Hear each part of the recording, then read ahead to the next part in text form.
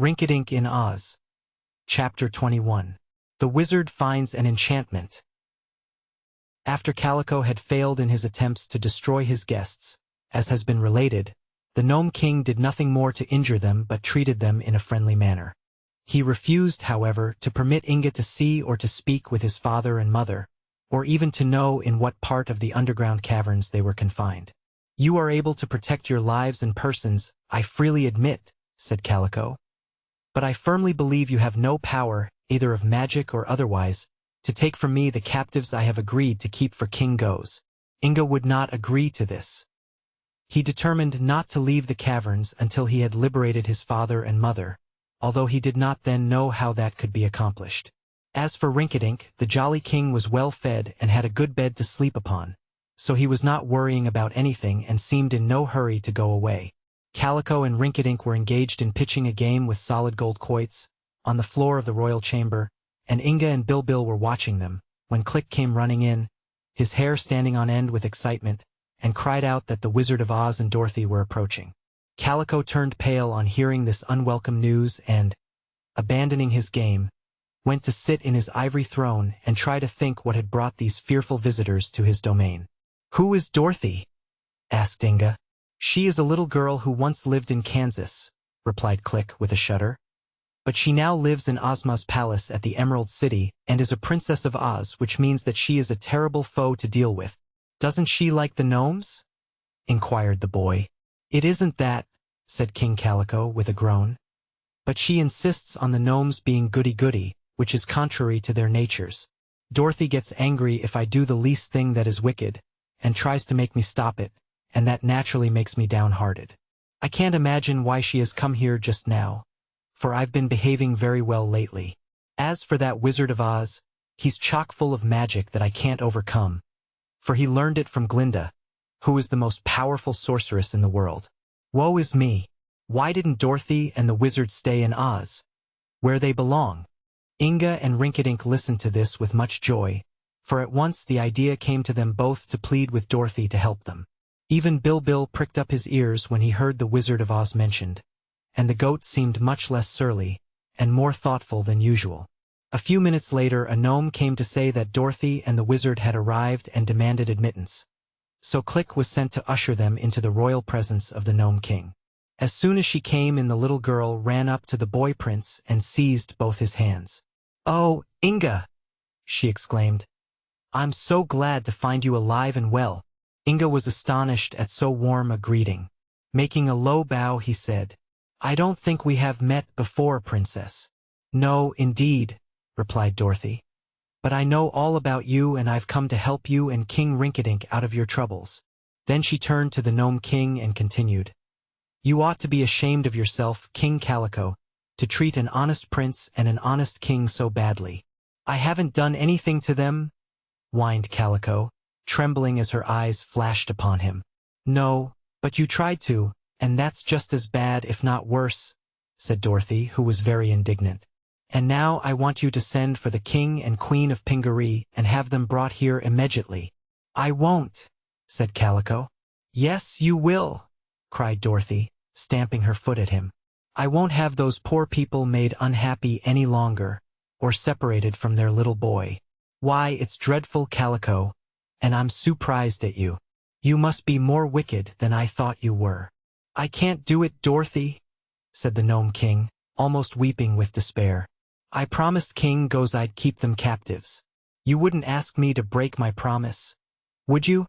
"King Goes was a robber and an outlaw," she said. "And Piripius, you don't know that a storm at sea wrecked his boat, while he was going back to Regos, and that he and Queen Sior were both drowned." "Dear me!" exclaimed Calico. "Is that so? I saw it in Glinda's record book," said Dorothy. "So now you trot out the King and Queen of Pingaree as quick as you can."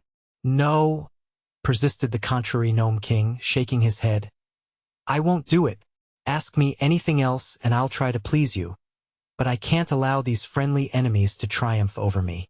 "In that case," said Dorothy, beginning to remove the cover from her basket, "I'll show you some eggs." "Eggs?" screamed the Gnome King in horror.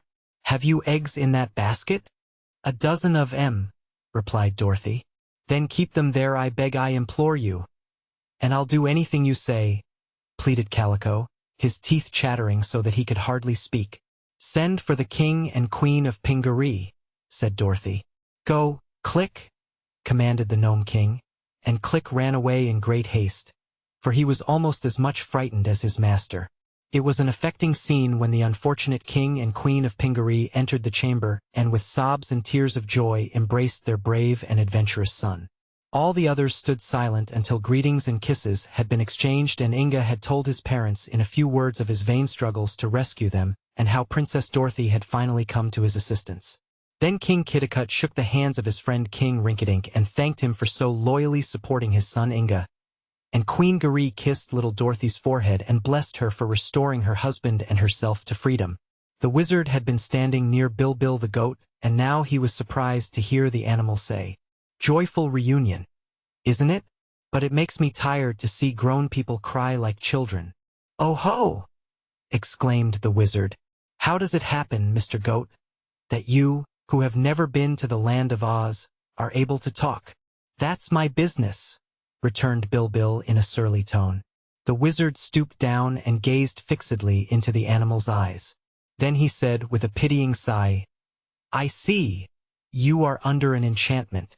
Indeed, I believe you to be Prince Bobo of Boboland."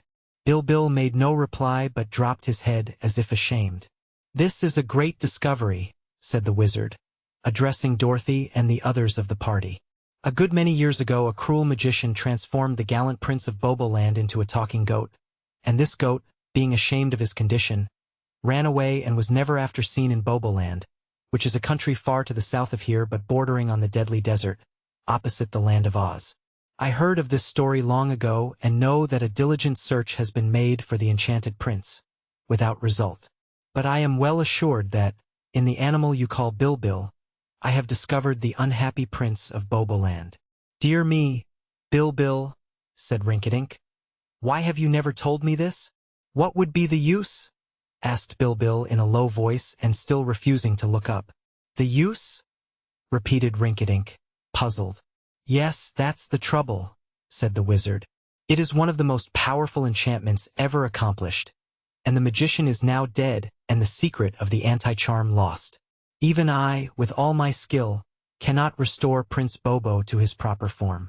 But I think Glinda might be able to do so, and if you will all return with Dorothy and me to the land of Oz, where Ozma will make you welcome, I will ask Glinda to try to break this enchantment." This was willingly agreed to, for they all welcomed the chance to visit the famous land of Oz.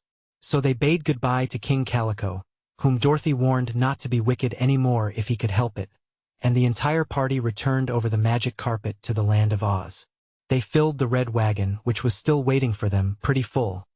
But the sawhorse didn't mind that and with wonderful speed carried them safely to the Emerald City.